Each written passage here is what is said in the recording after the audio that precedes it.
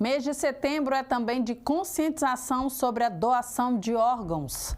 Hoje, 26 de setembro, é comemorado o Dia Nacional dos Surdos. A data marca a luta por direitos e cidadania.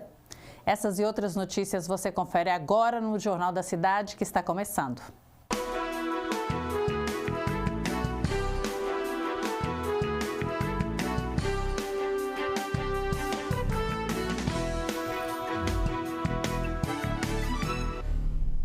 Olá, seja muito bem-vindo. Este é o Jornal da Cidade, que destaca notícias sobre o Poder Legislativo e o município. Participe deste noticiário, faça contato por meio das nossas redes sociais. Setembro também é verde, em referência à conscientização sobre a doação de órgãos. Um gesto simples, mas capaz de salvar vidas e renovar esperanças. Transplantado há 5 anos, Ricardo retomou a vida após receber um novo rim. Eu, por não cuidar da minha saúde, eu sempre tive a pressão alta. Então, não tomava também os medicamentos. Com isso, o meu rim ele começou a parar de funcionar. Quando eu fui ao médico, ele me avisou que eu já estava precisando fazer hemodiálise para fazer a função do meu rim. Eu fui abençoado por Deus aí com um transplante. E hoje eu peço a conscientização de todas as pessoas que fazem isso com amor, a questão de doar órgãos. Eu tive a minha vida retomada, né? A oportunidade de estar trabalhando, conviver com a família melhor. As enfermeiras Maria Carolina e Cristina Horta explicam como funciona o processo, desde a identificação do potencial doador até a autorização familiar, etapa essencial para que a doação se concretize. A preferência na fila, vale ressaltar que a fila ela é única, né, no SUS. E a preferência ela depende de vários critérios. Tipagem sanguínea, compatibilidade de altura, de peso, compatibilidade genética, gravidade do caso, né, risco iminente de morte e outros critérios de acordo com o órgão que a pessoa precisa, né, para receber. A autorização hoje no Brasil, ela é feita a gente avisando a nossa família. Então, pode até ser colocada na carteira de identidade, mas não tem valor legal. Então, o valor hoje que a gente consegue para autorização é a família. Então, a gente está nessa campanha para poder pedir às pessoas para conscientizar e avisar as famílias caso seja doador. A captação de órgãos começa com a notificação de morte encefálica ou parada cardiorrespiratória à central de transplantes. Confirmado o diagnóstico, são buscados receptores compatíveis e a autorização da família do doador. O processo existem de duas maneiras, né? De múltiplos órgãos ou de tecidos. De múltiplos órgãos é quando é constatada a morte encefálica em algum paciente. E aí a gente avalia se ele tem critério, né, de ser um doador. E aí ele é realizada a captação de múltiplos órgãos. E de tecidos, alguns podem ser por causa de morte de coração parado, que a gente fala, né? Que são os óbitos que acontecem com mais frequência. Cada órgão ele tem um tempo, né, máximo do momento da captação para realizar o transplante. O coração, por exemplo, ele a partir do momento que é clampado os vasos do coração, ele tem até 4 horas para já estar batendo no peito de quem está recebendo esse órgão.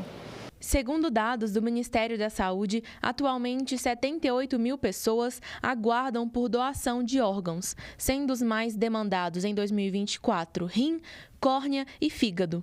Atualmente no Brasil, a gente tem aproximadamente 80 mil pessoas esperando o transplante de algum órgão ou tecido, né? E em Minas Gerais, a gente tem esse número aproximadamente de 8 mil pessoas, tanto de tecidos como os demais órgãos.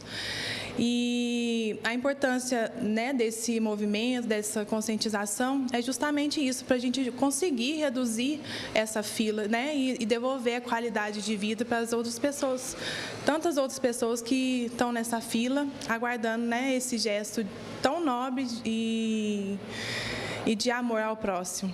Em cada relato, um lembrete poderoso. A vida pode florescer mesmo em meio à perda, quando alguém escolhe dizer sim à doação de órgãos. Do fundo do coração, eu peço a todos, se conscientizem, informem seus parentes a respeito da doação de órgãos, porque você está dando oportunidade a um ser humano, a um irmão, para que ele possa seguir com a vida normal, né, para anos e anos aí de oportunidade com esse novo órgão.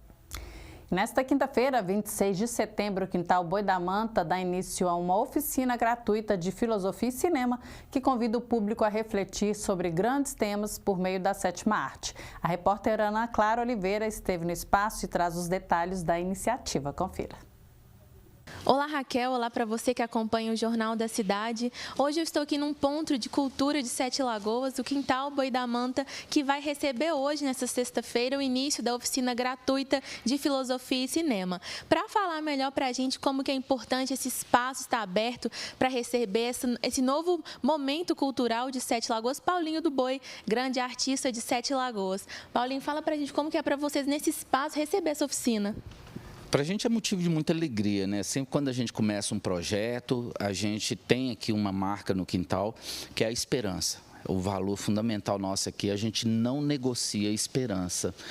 E é muito novo, o espaço nosso, ele é para teatro popular e para a nossa cultura popular. É para isso que nós trabalhamos os nossos projetos voltados a esse viés cultural. E o Davi chegou no quintal para a gente há um tempo atrás, participou de uma oficina de teatro chamado Geni, por um mundo necessariamente feminista. Ele deu oficina de filosofia, na época ele ainda era estudante, e de repente ele volta, um tempo depois, com esse projeto Cine Filosofia, o cinema que nos faz pensar. E apresentou, e logo a gente já olhou um para o outro e disse, gente, a cidade precisa disso, é importante, né, assim, ultrapassar a tela do cinema para além desse nicho de entretenimento ao qual a sétima arte foi colocada. Então, eu acho que a cidade tende a ganhar, todos vamos ganhar com esse projeto. A gente está muito esperançoso. Isso aí, para somar nesse projeto, ao meu lado está o filósofo Davi Cecílio, que vem somar aí nessa parceria. Davi, fala pra gente, qual que é a proposta dessa oficina? A proposta é usar o cinema e os filmes como uma inspiração para o pensamento crítico e o ensino de filosofia. Todos os filmes que eu propus aqui, eles têm algum fundo filosófico ou crítico que deve ser analisado mais profundamente para ter um entendimento melhor da arte em si e da mensagem que o filme traz. E por que as pessoas não podem perder essa oportunidade? Primeiramente, que os filmes que eu escolhi são muito bons. E, em segundo, que eu acho que as pessoas têm muito a ganhar com o pensamento crítico e a reflexão filosófica em cima de temas muito relevantes. Maravilha. Paulo, então vou pedir para você fazer um convite à nossa audiência, o pessoal que está acompanhando o Jornal da Cidade. Então, vem todo mundo aqui para o quintal. É sexta-feira, às 19 horas, que a gente começa aqui em ponto. Pode trazer sua pipoca, não tem problema. Quem não conseguir fazer a inscrição, que é gratuita, pelo Google Form, pode chegar aqui, que aqui a gente anota o nome, está tudo bem. E se não puder vir hoje, que venha nos próximos. A gente está aqui com espaço aberto para outros filmes no dia 10 e no dia 24 de outubro. Então, só vem, quintal é casa e coração abertos. Vem para cá, vem ser feliz, vamos difundir a nossa cultura. E para acompanhar a programação, seguir as redes sociais do Quintal Boi da Manta, né? Ah, com certeza. @Quintal Boi da Manta. Segue a gente lá. Tem muita atividade cultural por aí. Convite feito, venham participar. Volto com você, Raquel. Obrigada, Ana. Agora a gente confere como fica a previsão do tempo para o final de semana. Todo mundo sentiu a queda na temperatura, né? O final de semana se manterá assim, sábado e domingo com sol e algumas nuvens e sem previsão de chuva. As temperaturas, porém, caíram. A mínima pode ficar em 12 graus e a máxima não deve passar os 27 graus. No próximo bloco, o vereador Iveson é o nosso convidado no Jornal da Cidade de hoje. Nosso convidado nessa sexta-feira do Jornal da Cidade, vereador Iveson, mais uma vez muito obrigada pela sua presença aqui conosco hoje, Iveson. Eu que agradeço, Raquel, e queria dar uma boa tarde a todos vocês, telespectadores da TV Câmara, que acompanham o Jornal da Cidade. Iveson, você fez um vídeo, né, para suas redes sociais falando sobre a questão da taxa mínima de água, fazendo uma denúncia. Gostaria que você utilizasse esse espaço, né, para esclarecer qual que é a real situação, o que você, como parlamentar, tem feito sobre isso? Raquel, por inúmeras vezes eu já disse que eu não sou um vereador despachante. Eu sou um vereador que cumpre as suas atribuições regimentais e constitucionais. E dentro, quem me conhece, acompanha o meu mandato, sabe que eu pauto muito pela fiscalização, pela transparência. E diante de uma fiscalização que nós empreendemos, de uma denúncia que chegou para nós, nós chegamos à conclusão que o SAI está lesando a população de Sete Lagoas há anos. Quando começou, nós ainda não descobrimos, mas que tem mais de 10 anos que o SAI, infelizmente, está tirando do bolso das famílias e das empresas de Sete Lagoas. O que acontece? A Lei 54/98 do SAI, ela deixa clara que a taxa mínima, ela não pode ser de qualquer categoria abaixo de 10 mil litros de água. E a Lei 57/49, ela deixa claro que são 4 categorias: residencial, pública, industrial e comercial. E a residencial, a comercial e a pública, a taxa mínima são 10 mil litros. E cada uma dessas categorias, ela tem um valor de taxa mínima.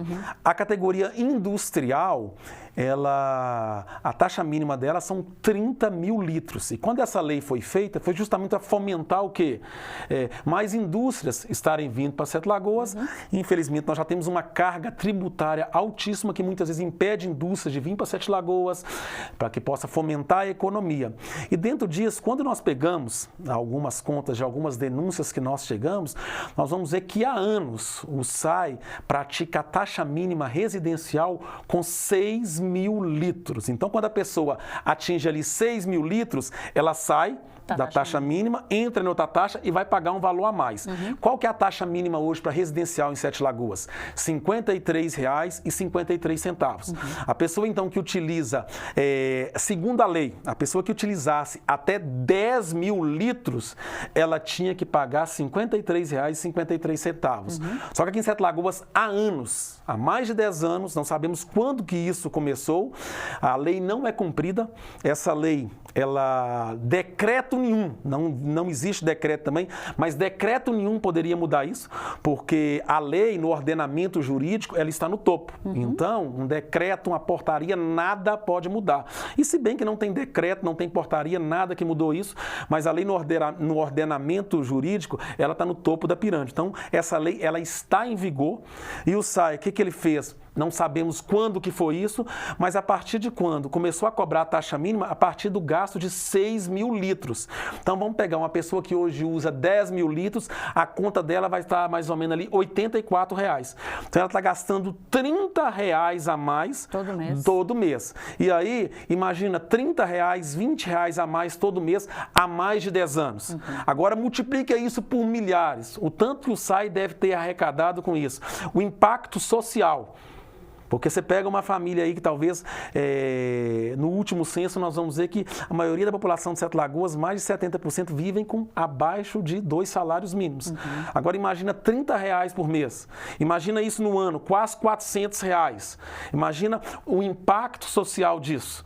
Agora imagina quantas pessoas que foram lesadas durante esse tempo. E o que nós queremos simplesmente é o quê? É que essas pessoas possam ser ressarcidas.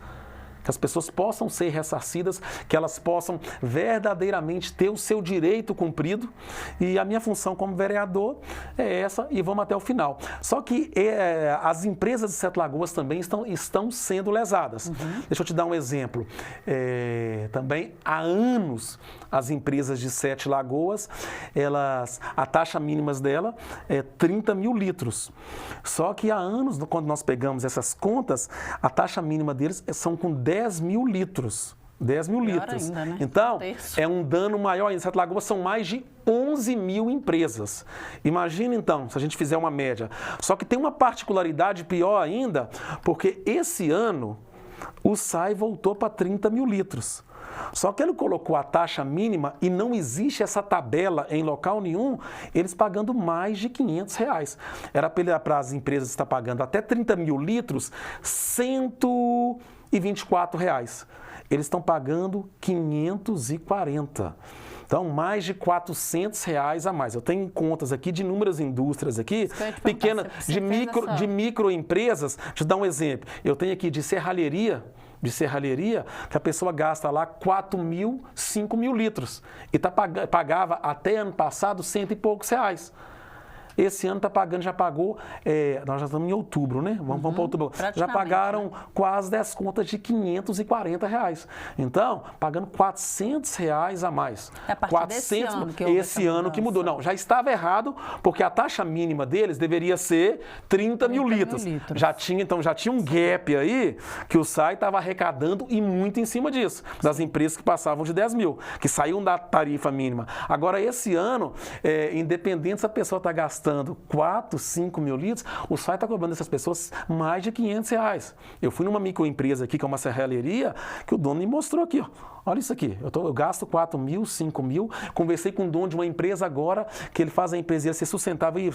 Eu com meus funcionários aqui, nós economizamos água, eu tenho esse cuidado, até o SAI nos pede isso também. Sim. Eu gasto 7 mil litros por mês, minha empresa é grande, e eu estou pagando R$540, sendo que eu pagava ano passado R$100 e poucos. E essas pessoas chegaram a procurar o SAI? Chegaram a ver o que estava acontecendo? Um proprietário falou que procurou o SAI, que abriu uma reclamação que o presidente do SAI falou que estava tudo normal. Não, normal não está. Você pega aí, ano passado ele pagava 116 numa conta, esse ano ele está pagando 540, usando 4 mil litros. Sim.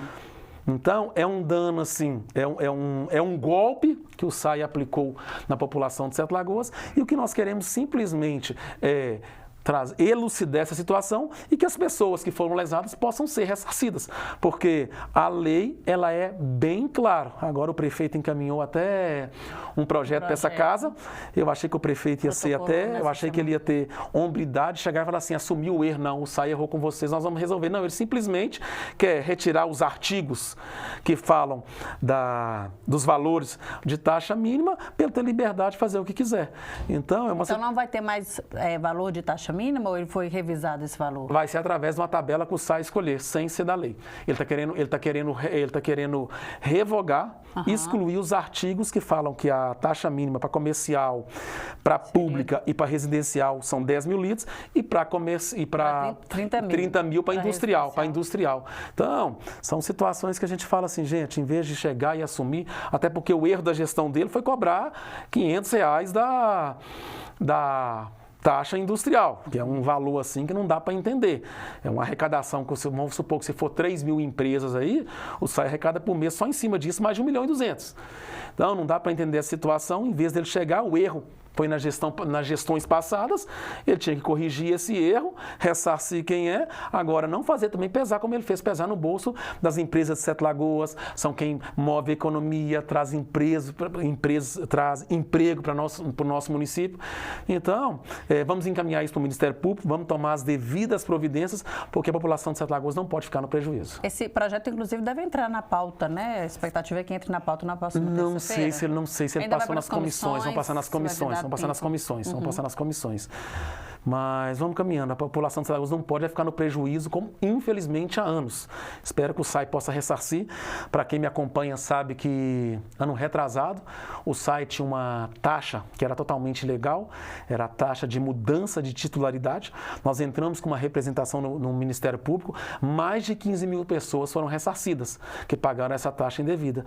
E o que nós esperamos agora também é que essas pessoas que foram lesadas por esse erro aí que se perpetuou em várias gestões, que essas pessoas também possam ser ressarcidas pelo SAI.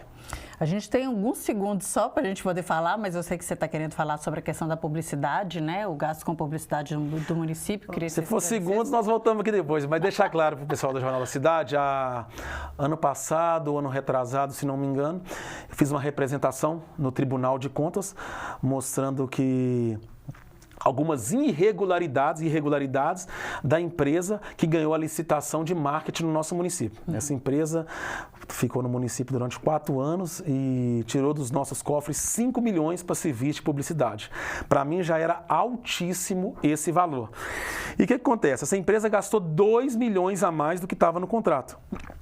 O Tribunal de Contas já mostrou essa ilegalidade, encaminhou para o prefeito viu também, ficou de tomar providências, só que o que o prefeito fez foi dar um contrato para essa empresa. Se no último mandato foram 5 milhões, no do prefeito agora pode chegar a 20 milhões, um contrato de 16 milhões que pode chegar a 20 milhões. Então era uma empresa que o prefeito nem deveria assinar esse contrato devido a essa pactuação que ele teve até com o Tribunal de Contas de olhar essa situação, o Tribunal de Contas mostrando que na última gestão essa empresa gastou 2 milhões a mais, recebeu 2 milhões a mais dos cofres públicos do que deveria e chega nesse momento agora o prefeito presenteia ela com um contrato de 16 milhões que pode chegar a 20. Então, é uma situação que, tipo assim, a nossa função, minha atribuição como vereador é fiscalizar e quero deixar claro para você, população de Sete Lagoas, que irei até o fim. Dinheiro público não é capim, dinheiro público é algo que tem que ser gasto com a população, com aquilo que realmente necessita. Então, que vocês possam contar comigo, que irei até o final, para que eu possa fazer transparência para você e para que o dinheiro público seja gasto da forma que deve ser gasto. Essa denúncia você já fez? Já encaminhei para o Ministério Público, essa já mandei para o Tribunal de Contas. Sim. O Tribunal de Contas já mostrou. Porque as contas do prefeito precisam ser aprovadas, né? Sim. A última gestão, isso não foi considerado?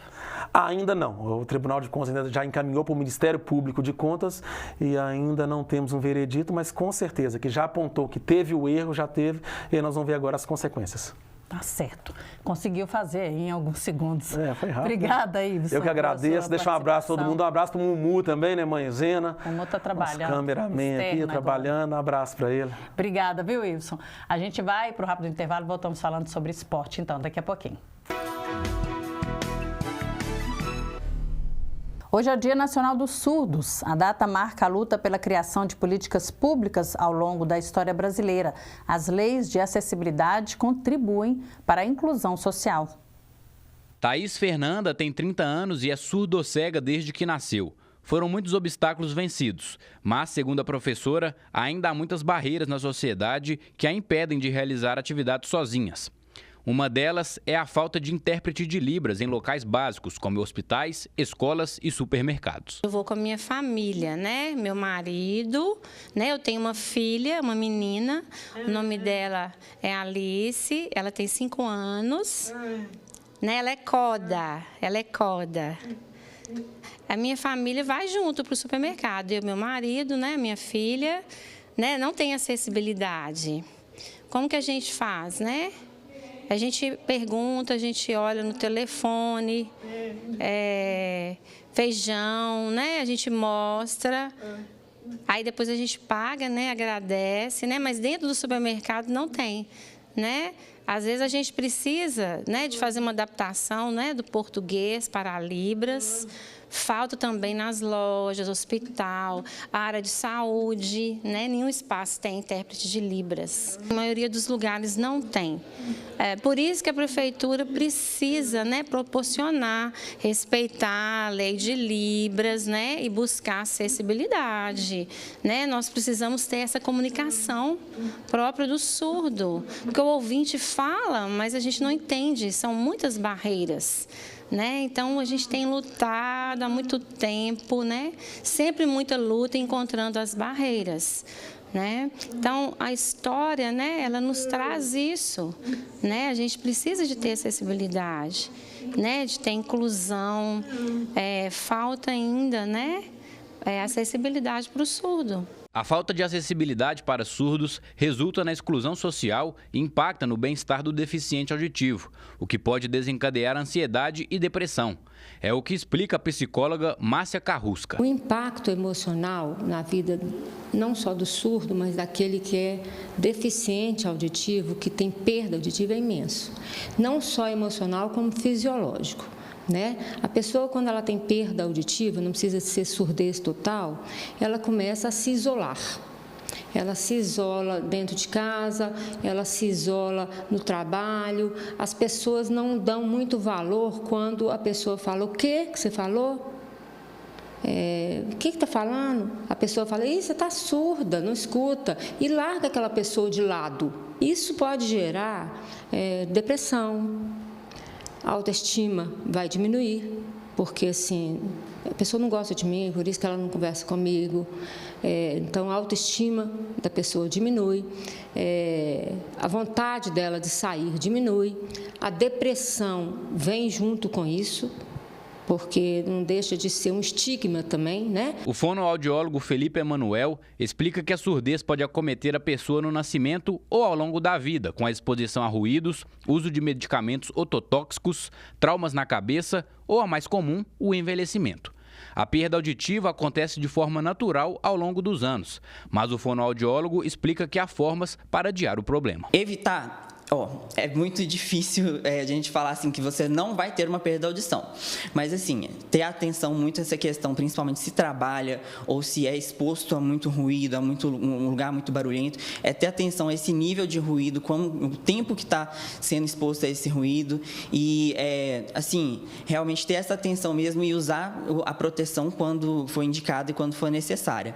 Ter atenção a essa questão dos fones de ouvido, ter atenção à questão de explosão, né? Isso tudo é uma forma da gente evitar mesmo a perda da audição. Mas o mais importante mesmo é que, se sentir alguma coisa, buscar ajuda especializada o mais rápido possível e fazer o exame audiológico aí, com frequência, para saber se está tudo certo mesmo. Em 2023, a Câmara Municipal aprovou por unanimidade o projeto de lei número 398, de autoria do ex-vereador João Evangelista. O projeto institui o Dia da Cultura Surda, a ser comemorado anualmente no dia 26 de setembro, Dia Nacional dos Surdos. O projeto já virou lei e está sendo cumprido em Sete Lagoas. Nós temos hoje vários equipamentos, vários estabelecimentos que já fornecem o curso de Libras, e a importância, igual Vossa Excelência falou, presidente, principalmente o poder público, dá exemplo.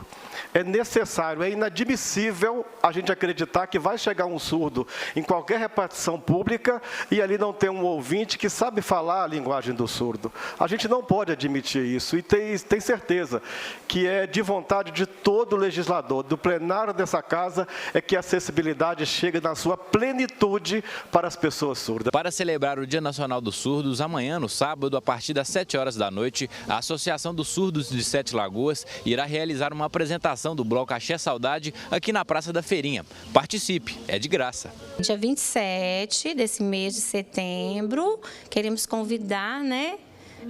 Todos aqui na feirinha do centro, que a gente vai ter um movimento, né? Para quem tiver curiosidade, né? Quiser participar, dia 27, né? Vai ser 7 horas da noite. Nós vamos encontrar na feirinha do centro. Com o grupo Axé Saudade, o bloco Axé. Né, a gente sentir, né, essa vibração, né? Como que o surdo sente? O surdo é capaz de mostrar para a sociedade o nosso orgulho surdo, né? Dia 27, né, que nós todos surdos, nós somos capazes, nós queremos mostrar e as pessoas ficam admiradas. Nossa, como que o surdo não escuta nada? Mas como que ele sente? A vibração, né? É muito importante a comunidade surda de Sete Lagoas mostrar isso para a sociedade, né? Convido todos vocês. Cruzeiro e Atlético entram em campo neste sábado pela 25ª rodada do Campeonato Brasileiro. As duas equipes vivem realidades diferentes. Enquanto a Raposa se preocupa com a disciplina de seus jogadores, o Galo busca somar pontos para se afastar da zona de rebaixamento. A gente fala agora do Cruzeiro. O Cruzeiro encara seu compromisso pelo Brasileirão com a necessidade de pontuar para seguir firme na vice-liderança do campeonato. Entretanto, a equipe do técnico Jardim terá de administrar um fator que pode influenciar diretamente na escalação. para o confronto direto com o Flamengo no dia 2 de outubro, o número elevado de atletas pendurados. Para o jogo deste sábado, os titulares Caio Jorge, Fabrício Bruno, Lucas Romero, Matheus Pereira e o Anderson acumulam 2 cartões amarelos. Qualquer nova advertência significará desfalques importantes na próxima rodada, que poderá estar valendo a liderança do campeonato, caso o Cruzeiro vença o Vasco neste final de semana em São Januário. Já o Atlético vem para essa partida após vencer o Bolívar e se classificar para a semifinal da Copa Sul-Americana, resultado que dá um novo gás para a equipe comandada pelo treinador Jorge Sampaoli. Porém, o Galo está em uma posição delicada na tabela e precisa reagir na competição para não se aproximar ainda mais da zona de rebaixamento. Após uma sequência de resultados negativos no Campeonato Brasileiro, só a vitória interessa para o Galo, que encara o Mirassol na Arena MRV neste sábado às 9 da noite, em uma partida que será decisiva para a equipe ganhar fôlego e tranquilidade na competição.